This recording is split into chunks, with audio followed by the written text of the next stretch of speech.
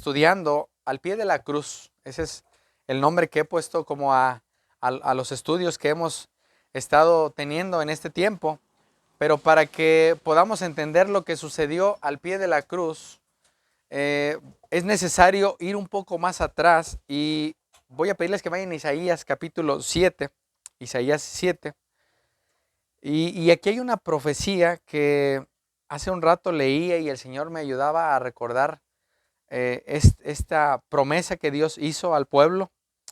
Y en Isaías 7, Dios está dando una promesa a su pueblo, a pesar de que en los primeros 5 capítulos el pueblo estaba totalmente en contra de Dios. El pueblo no quería obedecer, el pueblo se sentaba a comer y a beber, se levantaba a embriagarse y hacía tantas cosas terribles, pero a pesar de la maldad del pueblo, que ahora podemos ver nuestra maldad, vemos la misericordia de Dios. Vean lo que dice Isaías 7, versículo,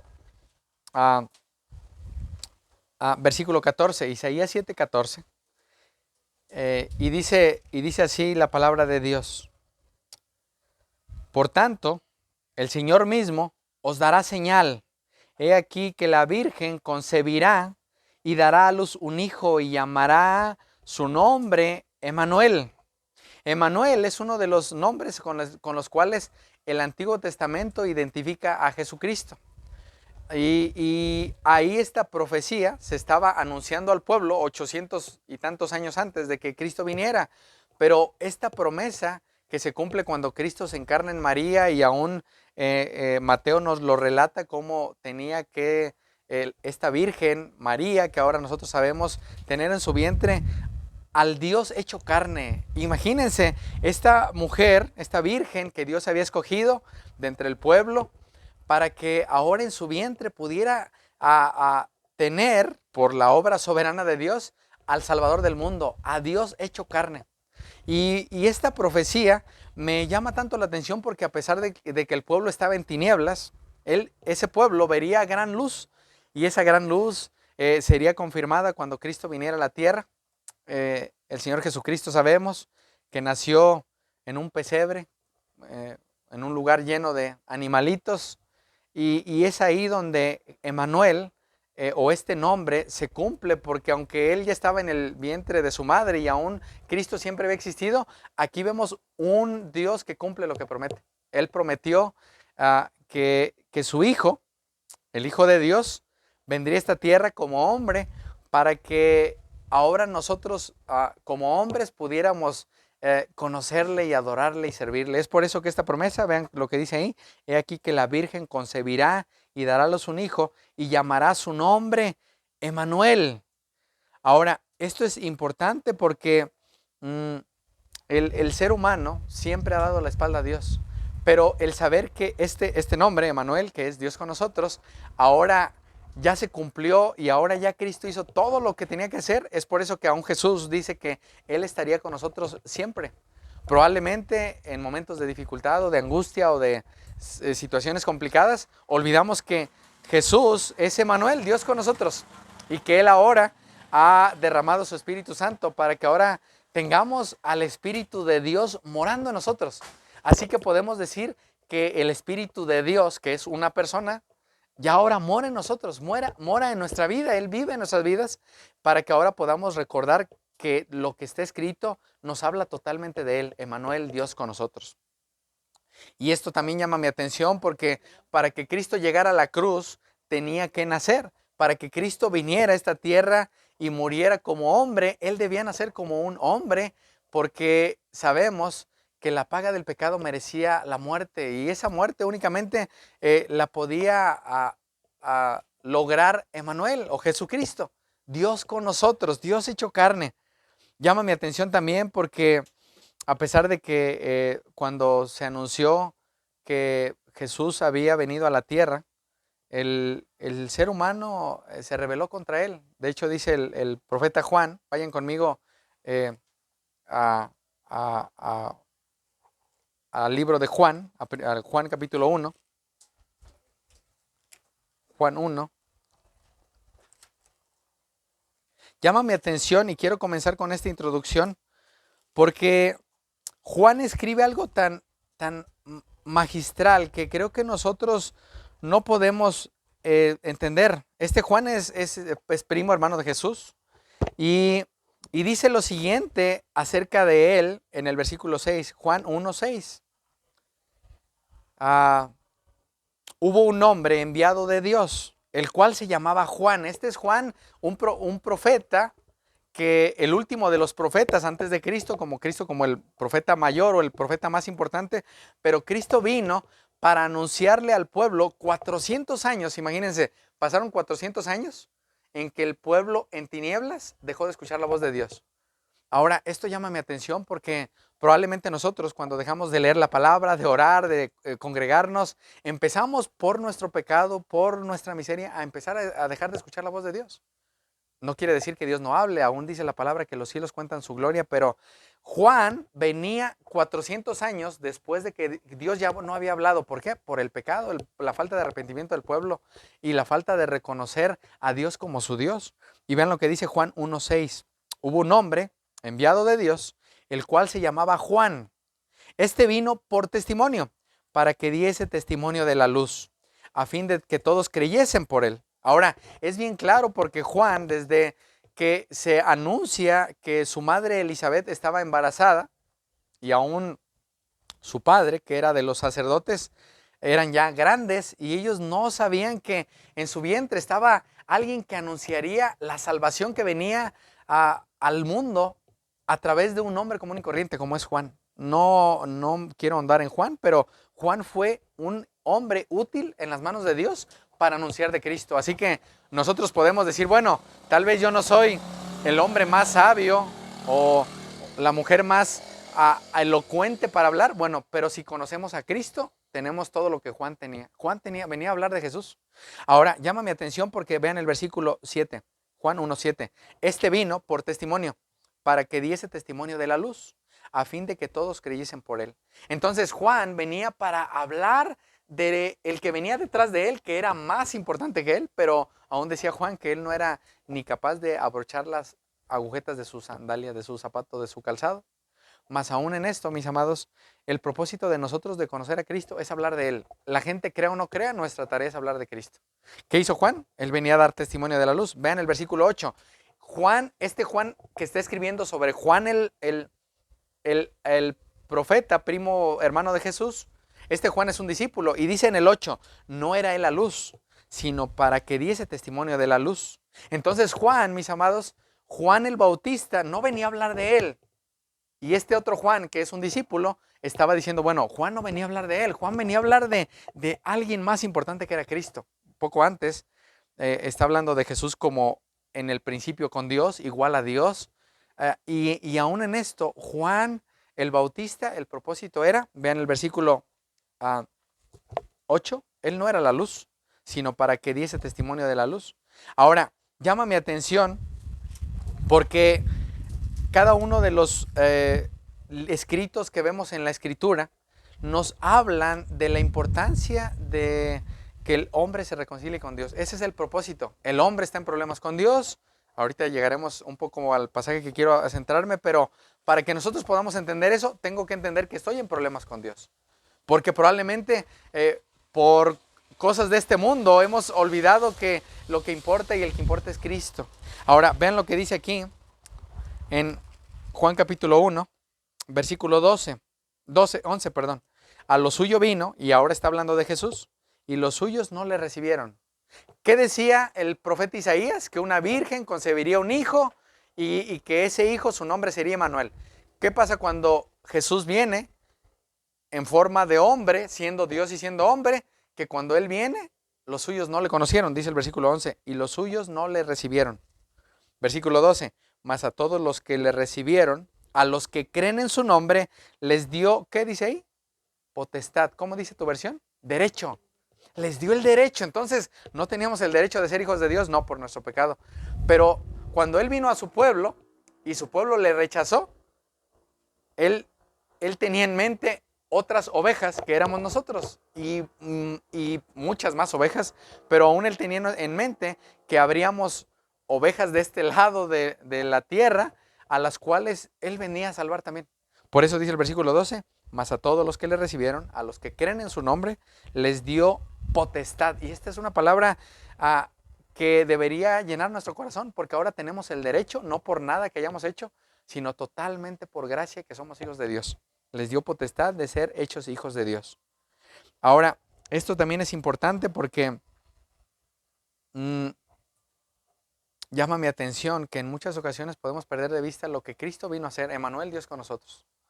Y ahora quiero pedirles que vayan por favor al pasaje que estamos meditando parte a parte, Mateo capítulo 27, ahí un poco antes de donde están, Mateo 27. Ahora, para que Jesús llegara a la cruz, Él tenía que vivir perfectamente 33 años de su vida.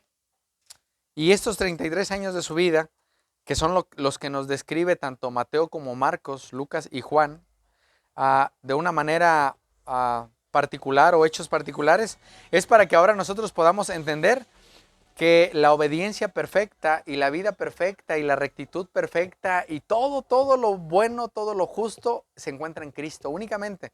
Y es ahí donde nosotros podemos ir a cualquiera de los 4 escritos del Evangelio, Mateo, Marcos, Lucas o Juan, y poder entender precisamente la obra tan perfecta que Cristo hizo. Sanó enfermos, resucitó muertos, caminó sobre el mar, alimentó a las personas, habló con autoridad e hizo que la gente se fuera hacia atrás cuando lo iban a arrestar. Y todo esto lo hizo porque Él venía para dar testimonio de Dios, que Él es el Hijo de Dios y que Él tiene la misma autoridad que tiene el Padre.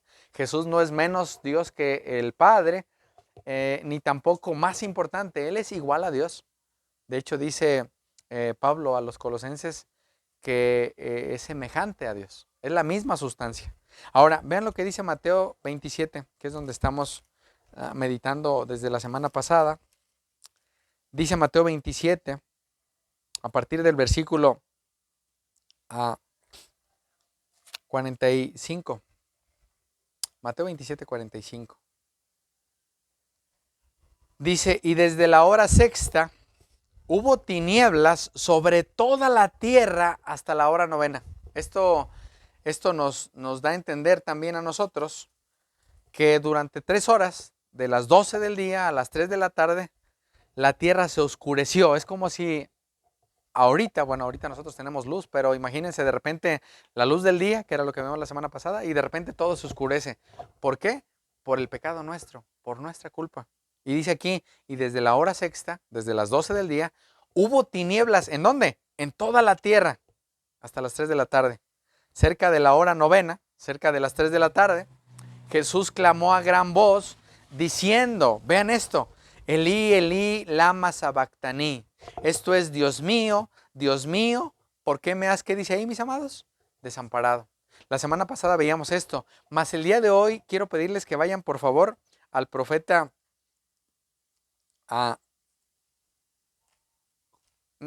Nahum.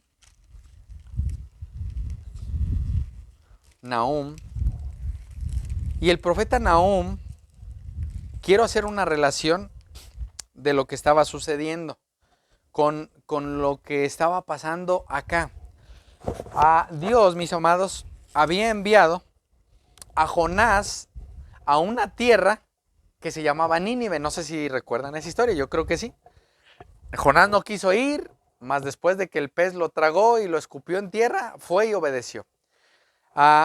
Dios envía a Nahum 100 años después de que Jonás va a predicar esa tierra. Dice en Jonás que esa tierra a la que él fue a predicar había más de, déjenme le digo la cantidad exacta de acuerdo a la palabra.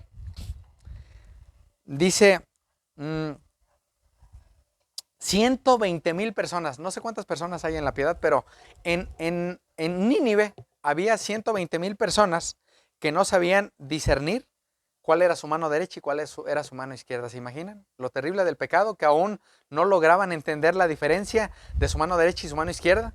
Ahora, aún el profeta Isaías, ahorita lo que leíamos, él dice que el pueblo se levantaba, se embriagaba, adoraba otras cosas, y era terrible el pecado, que el pueblo no se volvía a Dios. Ahora, nosotros, mis amados, no somos mejor que Nínive, no somos mejor que esta ciudad a la que tanto Jonás como Nahum fueron a predicar, y es por eso que ahora el pueblo que estaba en tinieblas vio gran luz, y es por eso que ahora nosotros, a pesar de que tanto tiempo le dimos la espalda y le ignoramos, Él tuvo misericordia de nosotros. Ahora, este Nahum llega 100 años después de que Jonás predica y dice que aún el que estaba, el rey y el pueblo se arrepintió y Dios no destruyó la tierra en ese momento, la tierra de Nínive. Mas aquí sucede algo terrible porque el pueblo no se arrepiente. Ya habían escuchado el mensaje, ya habían entendido la misericordia de Dios, pero el pueblo 100 años después se volvió a rebelar. ¿Cuál es el problema o qué puedo aplicar para mi vida en una enseñanza como estas? Es que puede ser que yo esté firme y 100% convencido de lo que Cristo hizo por mí, pero hoy leía un pasaje de Isaías que llama mi atención y decía Isaías, el pueblo pereció por falta de conocimiento. Puede ser que los que estamos aquí conozcamos realmente a Dios, pero los que vienen detrás de nosotros no conozcan a Dios y van a perecer. ¿Por qué? Porque no dedicaron su vida a conocer a Dios. Probablemente uno dice, bueno, ya conozco, entiendo la obra de Cristo, sí, pero Dios quiere que lo conozcamos totalmente. Su ira, su santidad, su amor, su perdón, su justicia. Y es por eso, mis amados, que necesitamos desear como un niño recién nacido la palabra, como dice Pedro. Ahora, ¿cuál es el problema, mis amados? Que Dios ahora sí va a juzgar a este pueblo que no se arrepintió. Porque a pesar de que se arrepintieron, 100 años después volvieron a andar en problemas, rebelándose contra Dios. Y ahora Dios los iba a destruir. Y aquí habla de un juicio ya. Ahora el juicio, mis amados, que vino sobre esta ciudad de Nínive, sabemos que ya fue llevado en Cristo. Y aún que todos aquellos que al día de hoy reconozcan su pecado y pidan perdón, podamos recordar y descansar nuestra alma en que Cristo ya lo llevó. Mas tengamos cuidado de no tener en vano lo que Cristo ya hizo en la cruz. Ahora, llama mi atención esto, porque dice tanto Mateo, Marcos y Lucas, o los evangelios, que la tierra se puso en tinieblas, que por 3 horas estuvo todo oscuro, hubo temblores al final de la hora novena, y dice que el que estaba ahí en la cruz murió. Ahora, llama mi atención este pasaje. Vean conmigo Nahum capítulo 1, versículo 2. Dice lo siguiente: Jehová es Dios, ¿cómo dice ahí? Celoso y vengador. ¿Dios es un Dios celoso? Sí. Y Dios es un Dios vengador. Uno puede decir, sí, pero Dios es amor. Sí, pero también es un Dios celoso, que Él cela a su pueblo, a todos aquellos que realmente Cristo compró. Él nos cela con un celo santo. Él es un Dios celoso y Él es un Dios vengador. Ahora, aquí va a traer un juicio sobre esta tierra de Nínive por su falta de arrepentimiento. Dice aquí, y lo vuelve a repetir, Jehová es vengador y lleno de indignación. Vean esto, se venga de sus adversarios y guarda enojo, ¿para quién? Para sus enemigos. Ahora, mis amados, ¿qué sucedió en la cruz? Cristo, que no era enemigo de Dios, porque Él es el Hijo de Dios, tomó el lugar de nosotros siendo sus enemigos, y Él recibió el enojo, la ira santa de Dios, la venganza que venía sobre nosotros, para que ahora nosotros podamos tener paz con Dios. Por eso dice ahí Nahum, vean el versículo 3, Jehová es tardo, ¿para qué? Para la ira. Él es un Dios lento para la ira. Esto no quiere decir que Dios no sea ira. De hecho, si nos ponemos a pensar lo que sucede y lo que sucedió ayer aquí con un poco de agua, ¿qué puede suceder con un Dios que está airado contra el pecador cada día de su vida? Esto que pasó ayer y que el agua llegó a algunas casas, mis amados, no se compara con la ira de Dios que viene sobre toda la tierra, que en algún momento va a experimentar fuego, no experimentará agua. Eso ya sucedió en Noé. Mas sin embargo, dice aquí, Jehová es tardo, es lento para la ira y grande en poder. Vean esto, y no tendrá por inocente ¿a quién? Al culpable. Ahora, mis amados, esta porción llama mucho mi atención porque Dios no tuvo por inocente a Cristo. ¿Por qué? Por nuestro pecado. Él se hizo maldición, como dice el Nuevo Testamento, para que ahora nosotros podamos ser reconciliados con Dios. Pero a pesar de que Jesús, es por eso que Jesús dice esas palabras, Elí, Elí, lama sabactani. Dios mío, ¿por qué me has desamparado? ¿Por qué está pasando esto? Yo no he hecho nada malo. Bueno, la manera que Dios iba a reconciliar a nosotros con Él y a las personas que se arrepientan era únicamente a través del sacrificio de Cristo.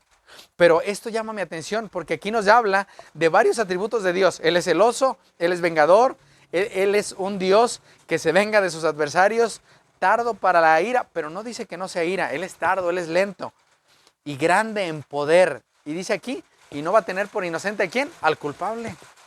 Ahora, mis amados, ¿cuál es el problema? Que la gente cada día está muriendo y está muriendo sin Cristo y no se dan cuenta que son culpables delante de Dios y prefieren hacer cosa y tontería y media por tal de vivir esta vida. ¿Cuál es el problema? Que Él no los va a declarar inocentes a pesar de que hayan sido un poco inocentes o un poco buenos.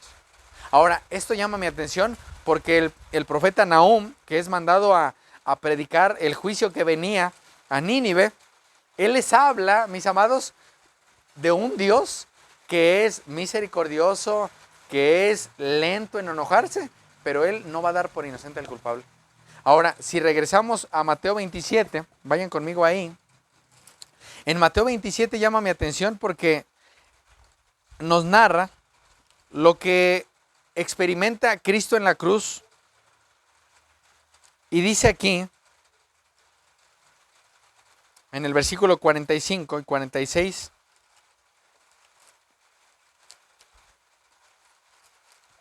Mateo 27, 45 y 46, que hubo tinieblas. Y luego el Señor Jesús proclama esto: Dios mío, ¿por qué me has desamparado? Ahora, mis amados, dice en la primera porción, donde dice que hubo tinieblas, esto tiene que ver con oscuridad. Oscuridad, pecado, maldad. Y ahora, esta oscuridad que Cristo experimenta, este desamparo o esto que Cristo experimenta en la cruz, es como si todos nuestros pecados hubieran estado puestos en Él y en ese lugar, y eran las tinieblas que había en ese momento.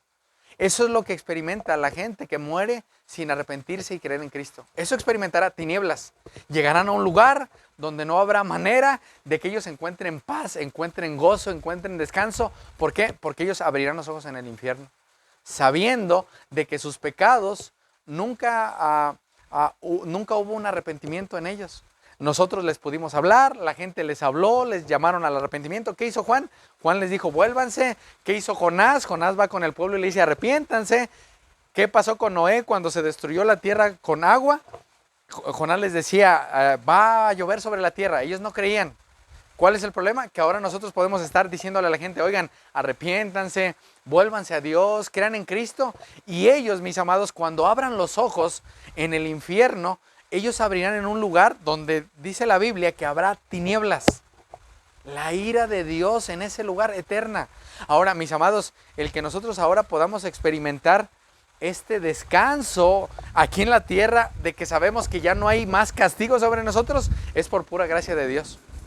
De hecho, dice aquí, mis amados, que esta oscuridad, estas tinieblas, este pecado que estaba puesto sobre Cristo, mis amados, el propósito de todo esto, mis amados, era expresar la carga del pecado que Cristo estaba experimentando.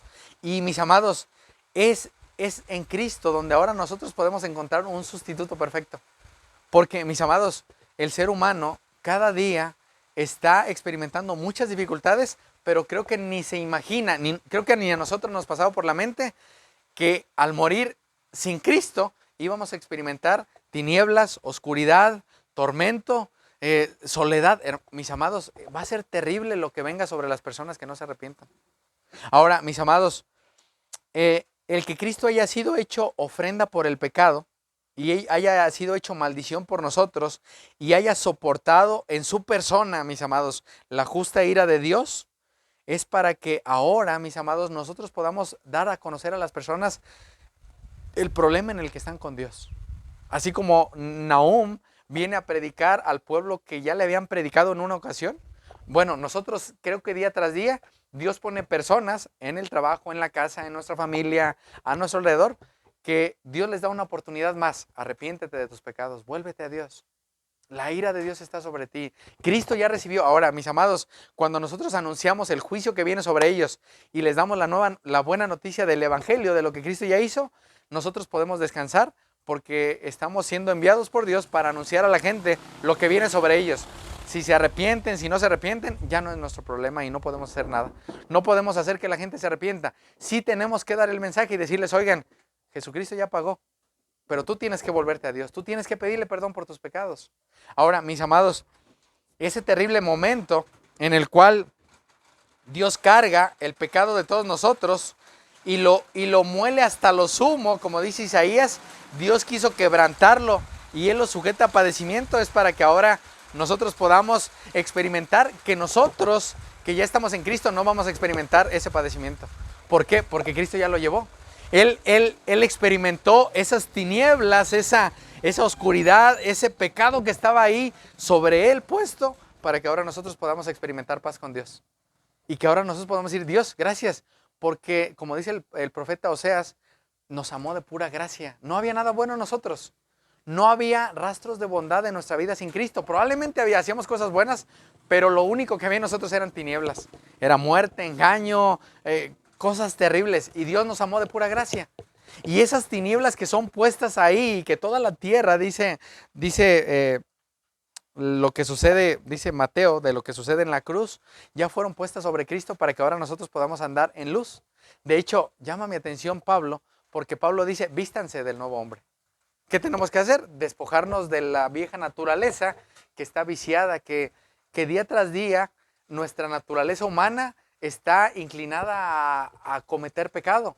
Ahora, ¿qué debemos hacer? Quitarnos la vieja naturaleza, ir a la cruz y saber que toda mi manera de pensar, de hablar, de vivir, ya fue cobrada a Él. Y las tinieblas ya llenaron ese lugar para que ahora yo pueda andar en luz. Para que ahora yo pueda acercarme a la presencia de Dios, al pie de la cruz, como decía, como puse el nombre, y que ahí podamos encontrar descanso y paz para nuestra alma. Y es por eso, mis amados, que Él lleva nuestros pecados. Dice el profeta Isaías en Isaías 53:10. Vayan conmigo ahí porque ahí es otra parte de la que nos quedamos. Isaías 53:10.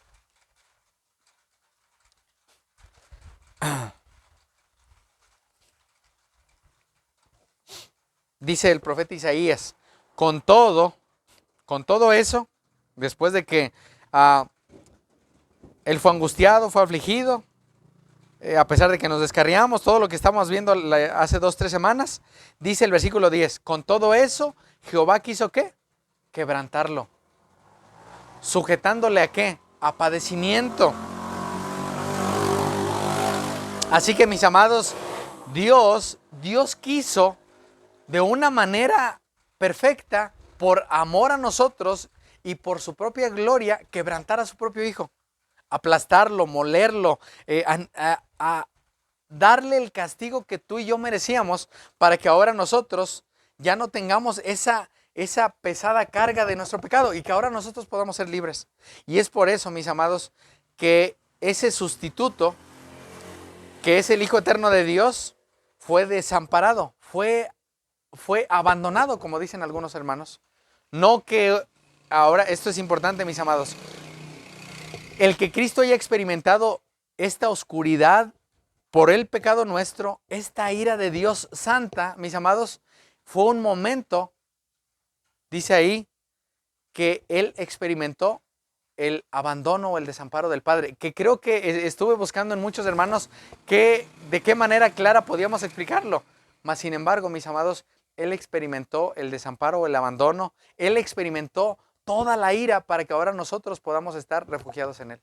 Para que ahora podemos día tras día, noche tras noche, en cualquier momento, aunque estemos, dice el Salmo 23, en valle de sombra y de muerte, no temer. ¿Por qué? Porque Él ya fue desamparado. Él fue abandonado. Yo no seré, si estoy en Cristo, yo no seré desamparado. El Señor estará conmigo hasta el último día que yo viva. Aún en los últimos momentos de mi muerte, yo puedo recordar que la obra de Cristo ya fue hecha. ¿Para qué? Para que yo tenga esa esperanza en mi corazón y yo entienda que Él llevó nuestros pecados, que Dios lo quiso quebrantar y los sujetó a padecimiento. ¿Cómo lo sujetó? En una cruz. Lo sujetó en una cruz para que ahora nosotros podamos tener esa libertad y nosotros no estemos día tras día llevando o haciendo ciertos sacrificios que agraden a Dios. Él ya fue sujeto a padecimiento. Él fue alguien que experimentó perfectamente la aflicción. Y es por eso, mis amados, que cuando nosotros vamos de una manera espiritual a lo que sucedió al pie de la cruz, nosotros podemos ver o entender de una manera tal vez no vívida o que estemos viendo que esas tinieblas que estaban en nosotros, que ese pecado, que esa maldad fue puesto sobre Cristo. Y ahora podemos tener libertad. Ya no hay manera, dice Pablo, que el pecado me domine, me gobierne. ¿Por qué? Porque Él fue sujeto a padecimiento. Él experimentó lo que nosotros merecíamos para que ahora nosotros podamos ser libres y experimentar una paz que sobrepasa todo entendimiento. Y esto es importante, mis amados, porque al Cristo llevar todos nuestros pecados y todas nuestras transgresiones de una manera literal, o sea, las ocasiones que tú y yo mentimos, maldecimos, odiamos, lo que hicimos mal, Él lo experimentara y ahora nosotros podamos experimentar que ya no estamos sujetos a nuestra carne.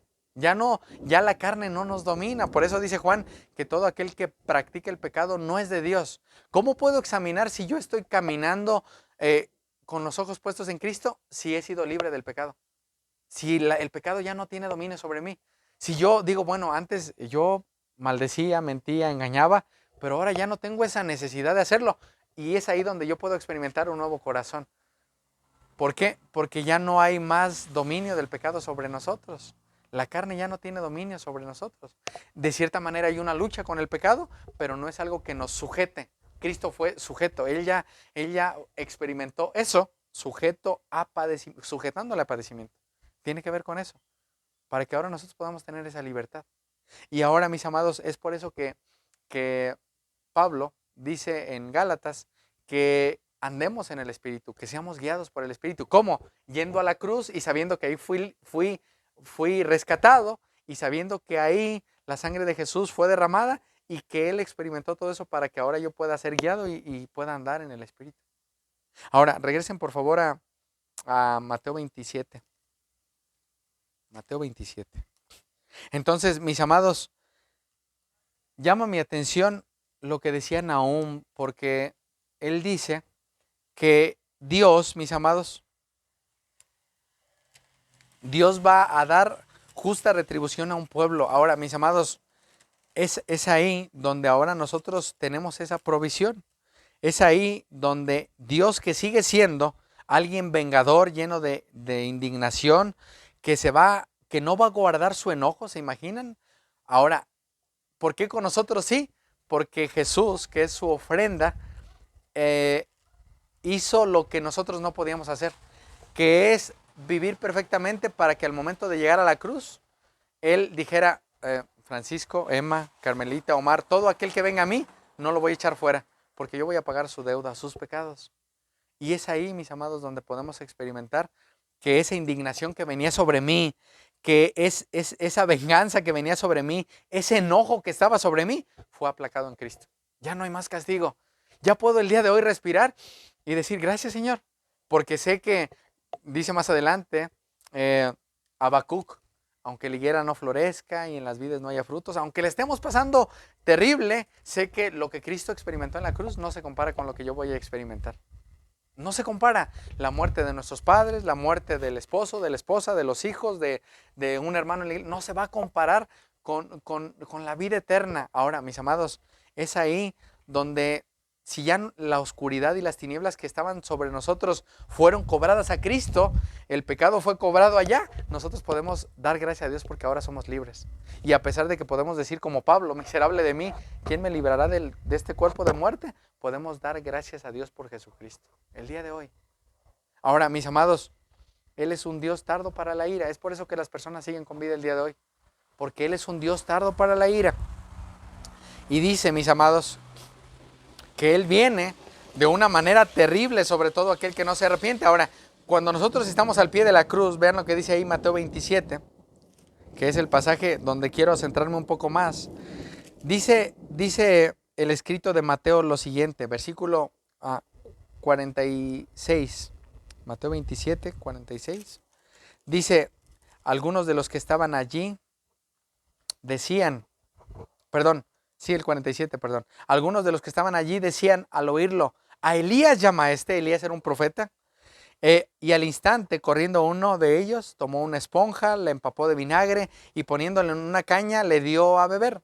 Pero los otros decían, deja, veamos si viene Elías a librarle. Mis amados, aquí vemos aún a personas que estaban como haciendo un juicio que no les tocaba a ellos hacer. Y aún en esto ellos decían, bueno, él está llamando a Elías. ¿Qué quiere? ¿Que Elías venga? Pues a ver si él tiene tanto poder para que Elías venga a librarle. Mis amados, llama mi atención porque aún en la transfiguración, ¿recuerdan quiénes eran los que estaban con Jesús para sostenerle y fortalecerle? ¿Mande? Ajá, pero un poco antes, que estaba Moisés y Elías. Y ellos le fortalecieron. Tanto Moisés como Elías llegaron antes de que Jesús fuera a la cruz y ellos le fortalecieron. Y probablemente esto estaba en la mente de Jesús porque tanto Elías como Moisés le fortalecieron para que él fuera a la cruz y no recuerdan sus palabras de Jesús, si es posible que pase de mí esta copa. Pero ellos llegaron para fortalecerle y para que él siguiera con su propósito de venir a salvarnos. Entonces, ¿qué dice ahí ellos? Como de una manera burlona, a ver si viene Elías a salvarle. Mis amados, Elías no era Dios, Elías era un profeta de Dios, pero aún vemos que Jesús en su humanidad fue fortalecido por dos hombres, Moisés y Elías. Ellos vinieron a fortalecerle. Ahora, mis amados, nosotros necesitamos ir a la cruz y saber que nosotros no experimentaremos lo que Cristo padeció. ¿Por qué? Porque Él ya con ese sacrificio nos hizo perfectos. Aún después, ahorita lo que decían, ¿quién más le fortaleció? Los ángeles le fortalecían. Él fue fortalecido para saber que cuando Él llegara a la cruz habría personas, y aún como dice el Salmo 22, muchos se burlarían de Él. De hecho, el Salmo 22 era una nota que tenía, que es muy parecido a esto, que dice, Dios mío, ¿por qué me has desamparado? Tanto David, que era un tipo de Jesús, experimentó el desamparo de Dios, pero eso sabemos que ahora Cristo sí lo iba a experimentar totalmente. Ahora, mis amados, creo que nosotros podemos estar experimentando ciertas cosas que en este mundo habrá, dificultades, problemas. De hecho, el Señor Jesús, mis amados, dice que en este mundo habrá aflicción. En el hogar, en el matrimonio, en la iglesia, con los hermanos, con los de afuera. Hermanos, en este mundo habrá aflicción. El Señor Jesús no prometió paz, sino guerra, espada. Va a haber unos contra otros, se van a matar, los van a acusar, van a decir cosas que no son verdaderas. Bienaventurados serán. Así que, mis amados, dice aquí en el versículo 49, pero los otros decían, deja, veamos si Elías viene a librarle. Ahora, vean el versículo 50. Mas Jesús, habiendo otra vez clamado a gran voz, ¿qué dice ahí? Entregó el espíritu. Murió, hermanos. Murió. Y es por eso que la predicación de Pedro dice que los sacerdotes mataron al autor de la vida. Ahora, ¿cómo podemos entender la muerte de Cristo? Pues creo que en nuestra humanidad no logramos entender lo que la muerte de Cristo logró, pero una de las cosas que logró es que nos dio vida a nosotros. Él murió para que ahora nosotros podamos tener salvación. Él murió para que ahora, al Él haber experimentado nuestro pecado, el castigo que venía sobre nosotros, Él padeciera una sola vez. Nosotros no hubiéramos podido pagar la salvación tan grande que se nos da.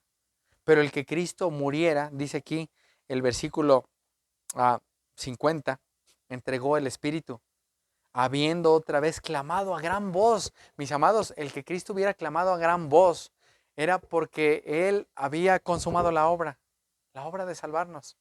Y el que Cristo hubiera puesto su vida en lugar nuestro era para que ahora nosotros podamos, mis amados, ya no experimentar ese desamparo que Cristo experimentó o ese abandono, como lo dice en otra traducción, y que ahora podamos entender, mis amados, que Él literalmente se hizo pecado, ofrenda por el pecado y maldición, que Él soportó, mis amados, toda la ira de Dios. ¿Se imaginan esto? Toda la ira de Dios. Mis amados, creo que nos espantamos cuando empezamos a ver ciertos desastres. Es normal, nos da temor empezar a ver un terremoto, a ver una inundación, al ver fuego, al ver situaciones, mis amados, la ira de Dios puesta en Cristo en la cruz. Eso debería estar en nuestra mente. ¿Para qué? Para que podamos anunciarle a la gente lo que viene sobre ellos y no se arrepienten. Podemos aún, mis amados,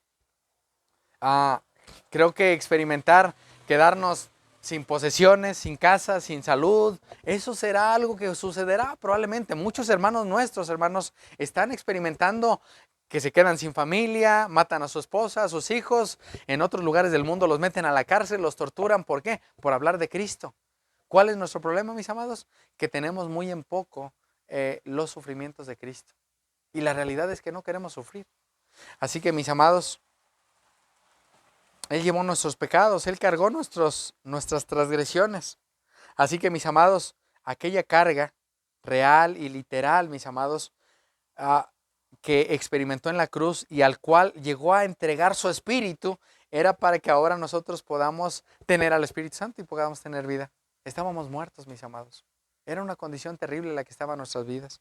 Ahora, mis amados, vayan conmigo a Efesios capítulo 2, por favor. Efesios 2.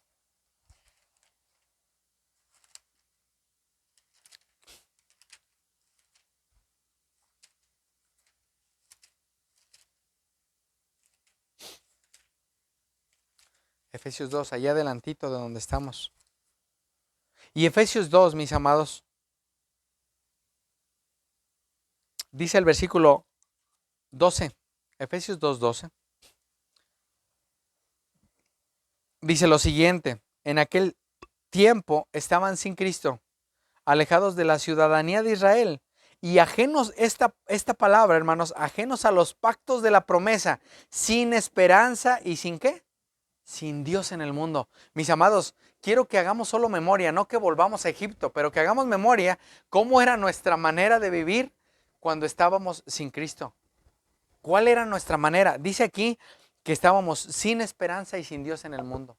Sin esperanza. ¿Cuál era nuestra esperanza? Trabajar, comer, dormir, al otro día volver a hacer lo mismo. Mis amados, no teníamos esperanza, pero ahora nosotros, dice aquí versículo 13, pero ahora en Cristo Jesús, vosotros que en otro tiempo estaban lejos, han sido hechos cercanos. ¿Cómo? Por la sangre de Cristo. Y vean la primera parte del versículo 14, que es a donde quiero llegar. Porque Él es ¿qué? Nuestra paz. Mis amados, podemos tener una paz con las personas, podemos tener paz en nuestro hogar, podemos tener paz en que no debemos nada, pero si estamos en problemas con Dios, de nada sirve esa paz que tengamos. Podemos tener una paz que digamos, bueno, ahora sí tengo dinero, ahora sí tengo salud, mírenme, tengo salud, no he enfermado, estoy bien. El problema, mis amados, es que si no tengo esa paz con Dios y si no me he reconciliado con Cristo, de nada sirve todo lo que tengo. ¿Cómo estábamos antes? Dice aquí, ajenos a los pactos, sin esperanza y sin Dios. Y creo que en esto, mis amados, el que Cristo haya muerto y haya terminado la obra de salvación y ahora nosotros podamos ir de una manera espiritual, voy a llamarle, a la cruz y decir, Señor, creo que había tenido por encima de tenerte a ti, había tenido el dinero, a mi esposa, a cualquier ídolo. Un ídolo, les mandaba por ahí, un ídolo es todo aquello que toma el lugar del Señor. Había tenido por algo más importante mi salud, mi familia, y aún dice el Señor Jesús que aún su propia vida, aún nuestra propia vida puede estar por encima de la de Él. ¿Cuál es el problema? Que si nosotros estamos ciegos, muertos, no podemos ver que nuestra mayor necesidad es Cristo, la obra que Él terminó en la cruz. Y es por eso que dice aquí, porque Él es nuestra paz. Vean el versículo 16, y mediante, ¿qué dice ahí? La cruz. ¿Qué hizo? Reconcilió con Dios a ambos en un solo cuerpo, matando la enemistad. Entonces, mis amados, al ir a la cruz, yo puedo entender que esa enemistad que tenía con Dios ya fue matada, ya fue pagada, ya fue cobrada. Ya no soy enemigo de Dios. ¿Por qué? Por la muerte de Cristo. Porque Él murió. Y ahora yo puedo acercarme a Dios con toda la confianza de que mis pecados y mis faltas son muchas, pero el sacrificio del Señor Jesucristo es perfecto. Ya fue hecho una vez y para siempre.